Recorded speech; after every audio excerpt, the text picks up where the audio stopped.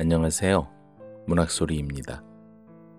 들려드릴 작품은 캐서린 맨스필드의 차 한 잔입니다. 작가는 뉴질랜드에서 태어나 영국과 독일에서 작품 활동을 시작했으며 작품 속에 뉴질랜드의 자연과 어린 시절의 기억을 담고 있습니다. 차 한 잔은 한 여자의 미묘한 질투의 감정을 재치 있게 표현하고 있습니다. 등장인물입니다. 로즈메리 펄, 부유한 유부녀. 필립, 로즈메리의 남편. 스미드, 길에서 만난 아가씨. 길에서 떨고 있던 아가씨를 집으로 데려온 로즈메리. 돌봐주고 편안하게 해줄 생각이었죠. 캐서린 맨스필드의 차 한 잔입니다.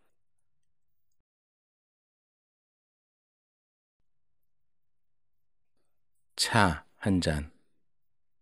캐서린 맨스필드.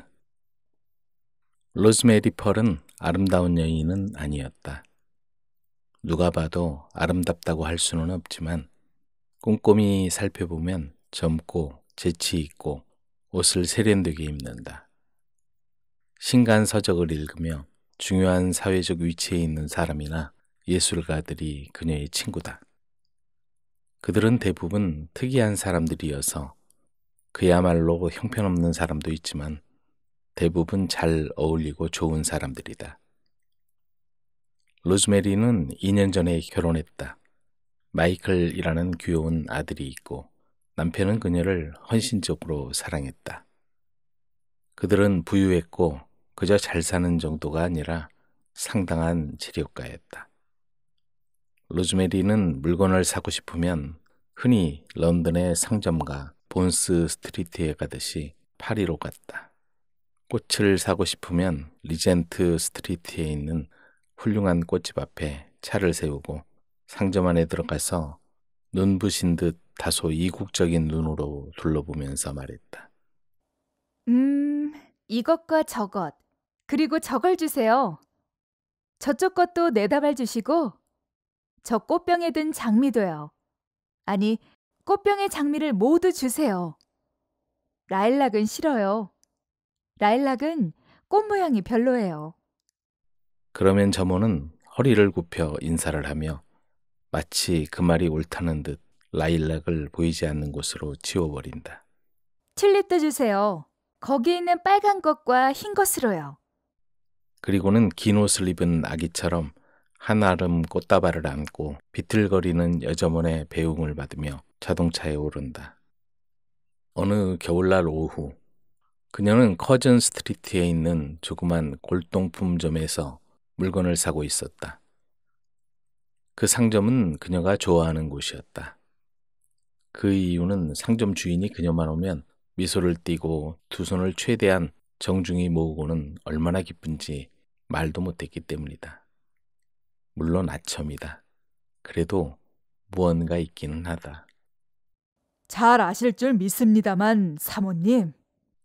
그는 늘 나직하고 공손한 어조로 설명했다. 저는 여기 있는 물건들을 사랑하고 있죠.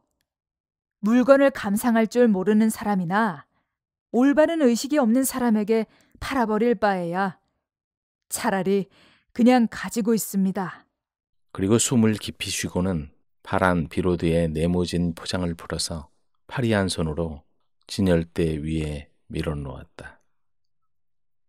오늘은 작은 상자였다. 주인이 그녀에게 보여주려고 보관해둔 것이었다. 아무에게도 보여준 적이 없었다. 아주 예쁜 에나멜 상자인데 훌륭하게 칠해서 마치 크림 속에서 구워낸 것 같았다. 상자 뚜껑에는 꽃이 핀 나무 아래 조그만 남자 한 사람과 그보다도 더 조그만 여자가 남자의 목에 팔을 두르고 있었다. 여자의 모자는 제라늄 꽃잎보다 작았지만 나뭇가지에 걸려있고 모자에는 푸른 리본이 달려 있었다. 그리고 두 사람의 머리 위에는 수호천사와 같이 분홍빛 구름이 떠돌고 있었다. 로즈메리는 긴 장갑을 벗었다. 물건을 살필 때는 언제나 장갑을 벗었다. 정말 마음에 들었고 사랑스러웠다. 이건 꼭 손에 넣어야겠어. 그래서 크림 상자를 이리저리 돌려보고 열어보고 또 닫아보면서 그녀는 푸른 비로드에 비친 자기 손이 유난히 잘 어울린다고 생각했다. 상점 주인도 그렇게 생각하고 있는 것 같았다. 연필을 집어들고 계산대 위에 기대어 핏기 없는 손가락을 장밋빛 반지가 반짝이는 그녀의 손 쪽으로 뻗치면서 말했다. 사모님, 이 상자에 있는 조그만 여자의 조끼에 놓인 꽃무늬를 보십시오. 어, 정말 아름다워요. 로즈메리는 꽃무늬를 칭찬했다. 얼마죠? 상점 주인은 딴청을 피우는 척 하더니 한참 후에 대답했다. 28기니입니다. 사모님. 28기니. 로즈메리는 아무 표정도 짓지 않았다. 그 상자를 내려놓고 다시 장갑을 꼈다. 28기니? 아무리 돈이 많아도 그렇지. 그녀는 아무렇지도 않은 듯이 상점 주인 뒤쪽에 있는 토실토실한 암탉 같은 둥그런 주전자를 바라보며 꿈꾸는 듯 말했다. 놔두세요. 나중에 내가. 상점 주인은 그녀를 위해서 상자를 보관해 두는 게 당연하다는 듯이 허리를 굽히고 있었다. 물론 그녀를 위해서라면 언제까지나 기쁘게 보관할 것이다. 그녀가 나오자 문이 찰칵 소리를 내며 닫혔다. 그녀는 계단에 서서 겨울의 오후를 바라보았다. 비가 내리고 있었다. 비와 함께 어둠이 실을 뽑듯이 내려앉고 있었다. 날씨가 매우 차가웠고 금방 켜진 가로등이 슬퍼 보였다. 건너편 집에 켜진 불빛도 처량해 보였고 희뿌옇게 비치고 있었다. 사람들은 우산에 몸을 감싸며 황급히 걸어가고 있었다. 로즈메리도 마음이 괜히 싱숭생숭했다. 그녀는 털토시로 가슴을 꼭 눌렀다. 그 작은 상자라도 가져와서 꼭 껴안고 있었더라면 좋았을 걸 하고 생각했다. 물론 저쪽에 자동차가 그녀를 기다리고 있었다. 그녀는 도로만 건너면 되었다. 그러나 그녀는 그대로 서 있었다. 인생에는 무서운 순간이 있다. 그 순간은 안식처에서 뛰어나와 밖에 있을 때처럼 무서웠다. 우리는 그런 순간에 빠져들어서는 안 된다. 그럴 때는 조용히 집에 돌아가서 특별한 차라도 마시는 것이 좋다. 로즈메리가 그런 생각을 하고 있을 때 그림자 같은 가냘픈 아가씨가 어디서 왔는지 로즈메리 곁으로 다가와 흐느끼며 말했다. 사모님, 말씀드려도 될까요? 나한테? 로즈메리가 돌아보았다. 눈이 유난히 큰 아가씨가 빨갛게 언 손으로 옷깃을 잡고 떨고 있었다. 사모님, 차 한 잔값만 주실 수 있을까요? 더듬거리며 말했다. 그 목소리는 순진하고 진실하게 들렸으며 조금도 거지 같지는 않았다. 차 한 잔? 돈이 한 푼도 없어? 로즈메리가 물었다. 없어요, 사모님. 아휴, 일을 어쩌나. 로즈메리가 어둠을 헤치고 바라보니 그녀도 로즈메리를 보고 있었다. 얼마나 가엾은 일인가. 순간 로즈메리의 머리에 대단한 사건같이 느껴졌다. 이런 어둠 속에서 만난다는 것은 도스토옙스키가 쓴 소설에나 나오는 장면 같았다. 이 아가씨를 집으로 데리고 간다면? 책에서 읽고 무대에서나 구경하던 그런 일을 자기가 실천한다면 어떨까? 멋질 것이다. 나중에 놀라는 친구들에게 그냥 집으로 데려왔어. 하는 자신의 말소리가 들리는 것 같았다. 그래서 그림자 같은 가냘픈 아가씨에게 말했다. 우리 집에 가서 마셔요. 아가씨는 놀라며 주춤했다. 그리고 잠시 몸을 떠는 것도 멈추었다. 로즈메리는 손을 내밀어 아가씨의 팔을 잡았다. 진심이야. 하고 미소를 지으며 말했다.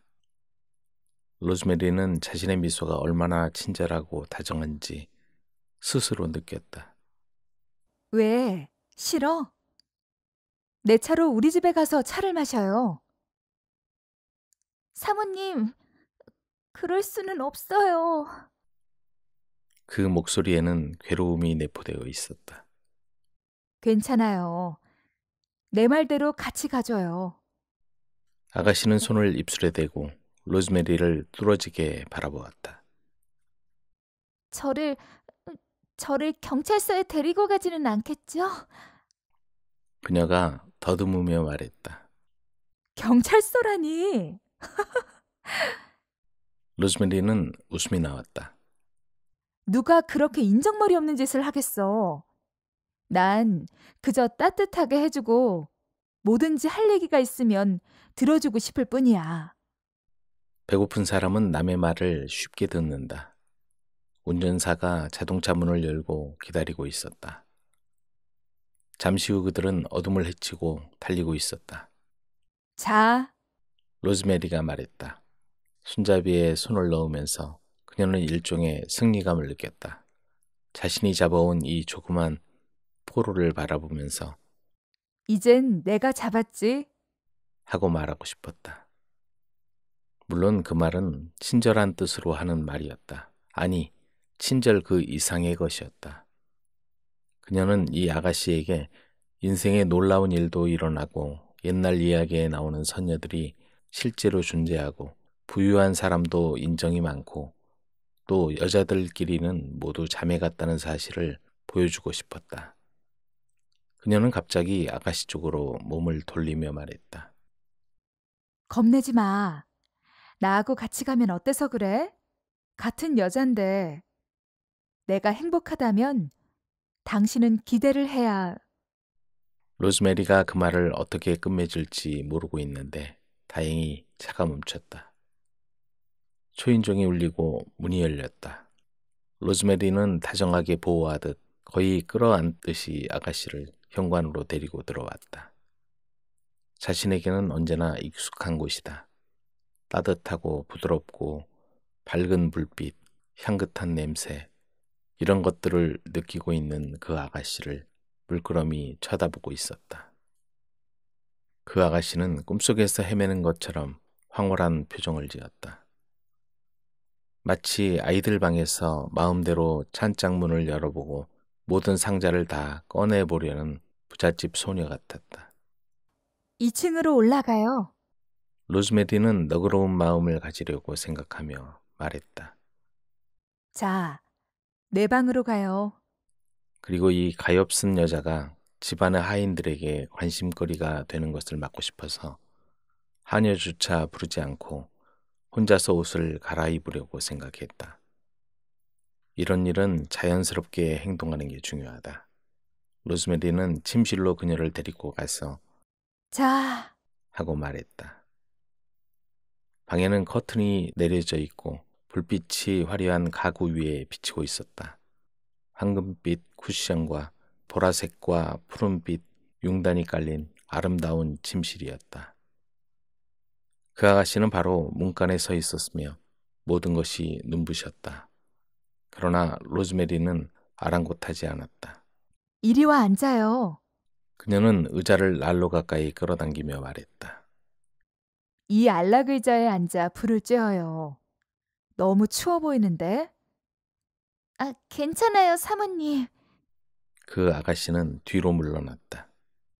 그러지 말고 어서요. 로즈메리는 한 걸음 앞으로 나갔다. 겁낼 것 없어. 앉아요. 내 옷으로 갈아입고 옆방으로 가서 차도 마시고 편히 얘기해요. 왜 겁을 내지? 그리고는 푹신한 의자에 연약한 여자의 몸을 앉혔다. 여자는 그저 가만히 있을 뿐이었다. 두 손을 늘어뜨리고 입을 약간 벌린 채 앉혀준 그대로였다. 솔직하게 말해서 좀 바보같이 보였다. 그러나 로즈메리는 그렇게 생각하지 않았다. 그녀는 그 여자 앞쪽에서 몸을 구부리고 말했다. 모자를 벗어요. 예쁜 머리가 젖었어. 모자를 벗으면 훨씬 편할 텐데. 그러겠어요, 사모님. 그녀는 속삭이듯 말하더니 다 구겨진 모자를 벗었다. 외투도 벗어요. 도와줄 테니. 로즈메리가 말했다. 여자가 일어섰다.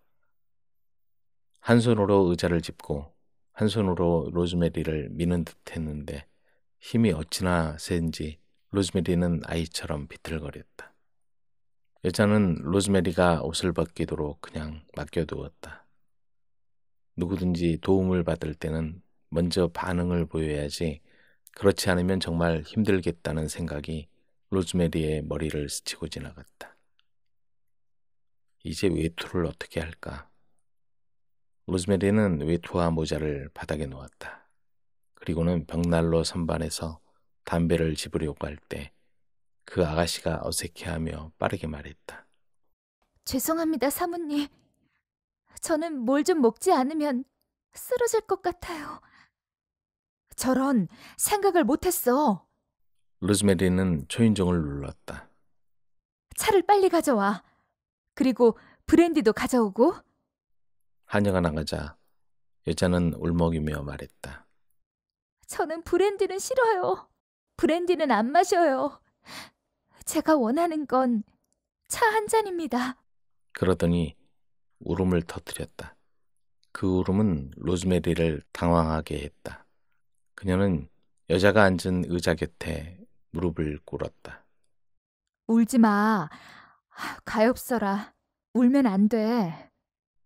그러면서 레이스 달린 손수건을 건네주며 가냘픈 새 같은 어깨를 안았다.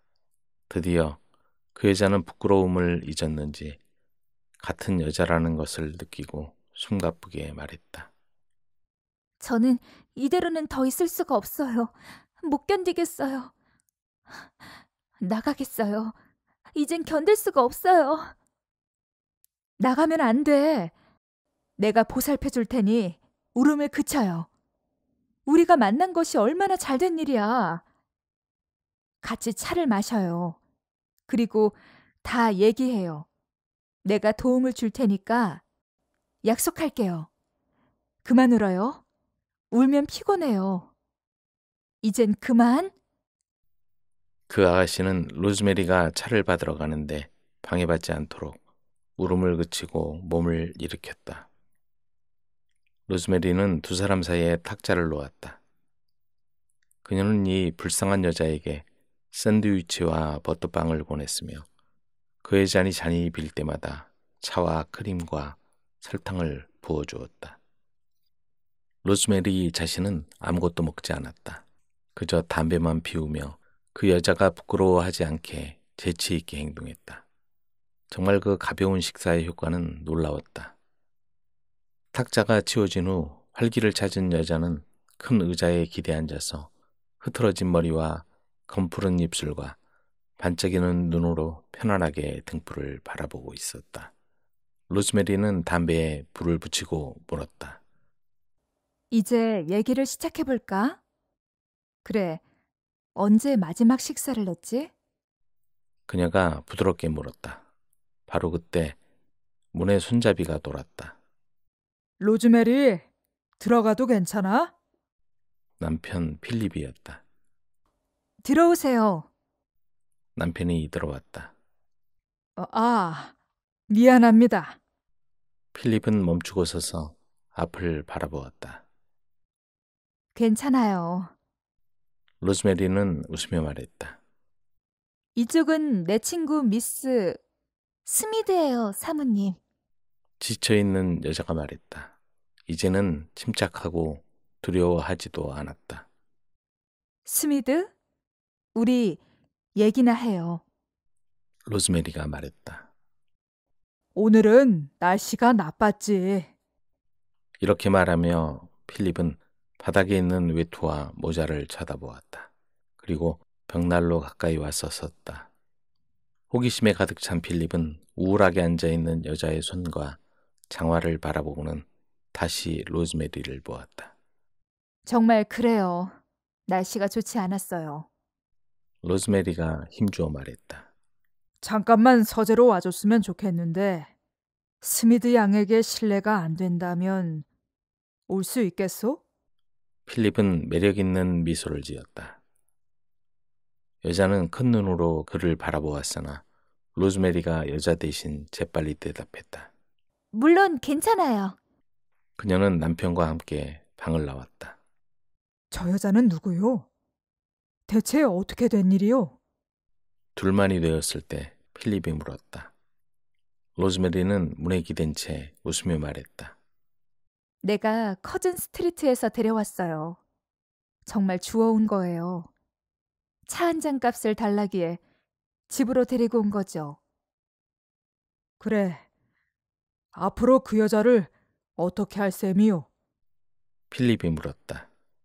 친절하게 해주면 돼요. 당신도 친절하게 해줘요. 보살펴주고 싶어요. 방법은 아직 모르겠어요. 아직 얘기도 안 해봤으니까요. 가르쳐주고 돌봐주고 편안하게. 로즈메리가 말했다. 그건 절대 불가능한 거야. 그렇게 말할 줄 알았어요. 왜 안 돼요? 난 하고 싶은데요. 그걸로 이유가 충분하지 않을까요? 이런 얘기는 책에서도 보지 않나요? 내 생각은 그런데 필립이 천천히 말하며 담배의 끝을 잘랐다. 그 여자 놀랄 만큼 예쁘던데. 예쁘다고요? 로즈메리는 그 말에 얼마나 놀랐던지 얼굴이 붉어졌다. 당신은 그렇게 생각하세요?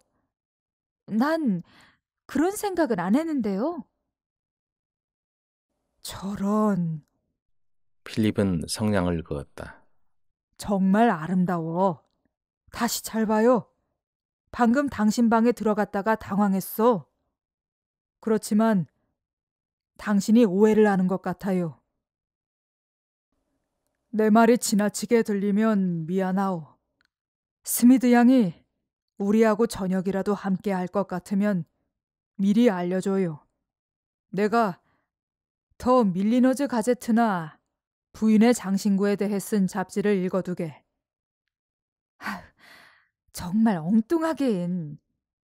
로즈메리는 서재에서 나와 침실로 돌아가지 않고 자기 서재로 가서 책상 앞에 앉았다. 예쁘다고? 정말 아름답다고? 당황했다고? 그녀의 심장은 커다란 종처럼 마구 뛰었다. 예쁘다. 아름답다. 그녀는 수표책을 끄집어냈다. 아니야. 수표까지는 필요 없어. 그녀는 책상 서랍을 열고 5장의 파운드 지폐를 꺼내 들고 들여다보다가 2장을 도로 집어넣고 석 장만 손에 들고 침실로 돌아왔다. 그녀는 30분 후에 필립이 있는 서재로 들어왔다. 잠깐 할 말이 있어요. 그녀는 문에 등을 기대고 눈부신 이국적인 시선으로 남편을 쳐다보았다. 스미드 양은 오늘 밤에 우리와 함께 저녁 식사 못 하겠대요. 필립이 신문을 놓으며 물었다. 아니, 무슨 일이 있어? 선약이라도 있나? 로즈메리는 가까이 와서 그의 무릎 위에 앉았다. 굳이 가겠다고 하네요. 그녀가 말했다. 그래서 돈을 선물로 주어 보냈어요. 그녀를 붙들어 둘 수는 없어요. 그녀가 부드럽게 말했다. 로즈메리는 벌써 머리도 다시 손질했고 눈가도 약간 짙게 단장했다. 진주 목걸이도 하고 있었다. 그녀는 손을 들어 필립의 뺨을 만졌다. 당신 날 사랑해요? 그녀의 달콤하고 속삭이는 목소리가 그의 마음을 설레게 했다. 지극히 사랑하지. 그는 그녀를 힘껏 껴안았다. 키스해요. 조용히 시간이 흘렀다. 로즈메리는 꿈꾸듯 말했다. 오늘 아주 예쁜 작은 상자를 보았어요. 28기니래요. 사도 괜찮아요? 필립은 무릎 위에서 아내를 껴안으며 말했다. 그럼 돈 잘 쓰는 귀여운 당신. 하지만 로즈메리가 진짜로 하고 싶은 말은 그것이 아니었다. 필립, 그녀는 속삭이며 남편의 얼굴을 자기 가슴에 감싸 안았다. 나 예뻐요?